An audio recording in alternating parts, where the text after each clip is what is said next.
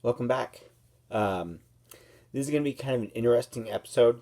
I'm going to follow with my new format, which was kind of going with a quote or an idea that I heard over the last day or whatever, and giving my take on it.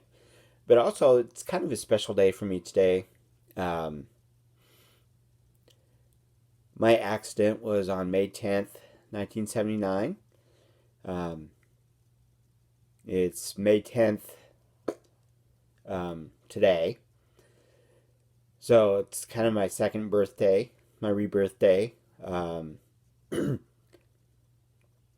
right about now, I was probably a little bit later than now. I was on the way to the hospital in an ambulance, and I'd be in a coma for several weeks. Um, anyway, the uh, the the idea that I wanted to look at, it's kind of a funny one. I was watching an episode of Hoarders yesterday, and one of the people that they were featuring on that show was a gentleman who sustained a TBI, and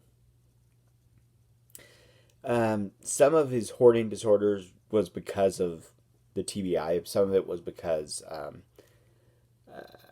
he was very close to his father, and his father had a little bit of hoarding tendencies. But anyway, that's neither here nor there. Um, the idea was uh, since he doesn't have any memories of the past, or since he didn't have any memories of the past, it was important to leave a piece of um, his history or his previous life around so that he could be reminded of it.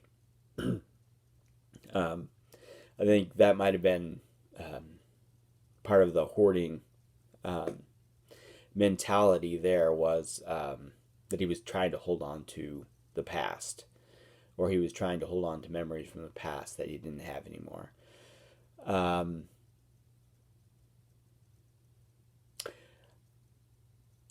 a lot of the things that he did, um, his daily life, um, uh, routine was very important to him, um, which is very true of most people. I mean, who have TBIs, routine. They do hold on to, or I do. I know I do because this is my experience, I guess. Um, I hold on to the past pretty hard. Um, I majored in history, so yeah, so history is kind of important to me. um, Personal history and also just kind of in a broader way, history. Um, but anyway, where was I going with all this? I was talking about how he needed to hold on to the past and how, from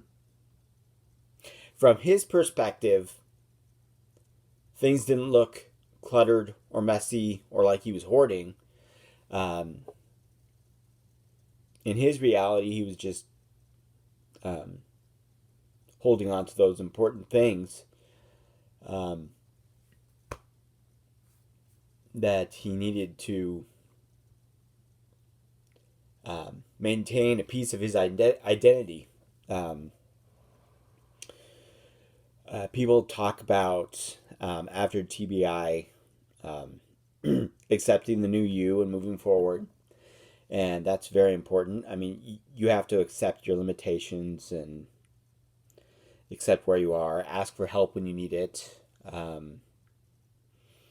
think this was kind of the idea that they were working at was um, he and his family had reached out to help from these people that from the hoarding experts, I guess, for lack of a better term. Um, so, but the idea was from his perspective, it didn't look chaotic or disordered to him at all. It was just the reality that he was dealing with. And he was moving forward with his own life because he had some routines and some things set up that he did every day. It wasn't what people would see as normal activity, I guess. But, you know, who's to say what really is normal? This was his new normal, and this was the way he was moving forward, and it was just fine. And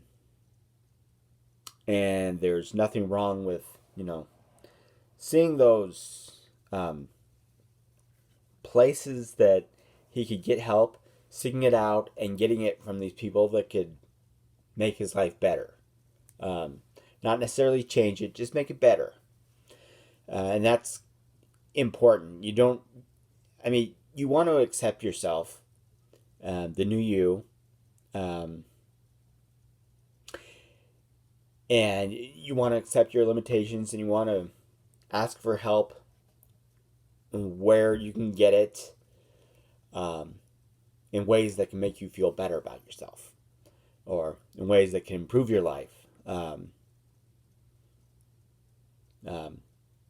Where can you go from here is basically the idea. I mean, you can't. It's good to hold on to memories from the past, but it's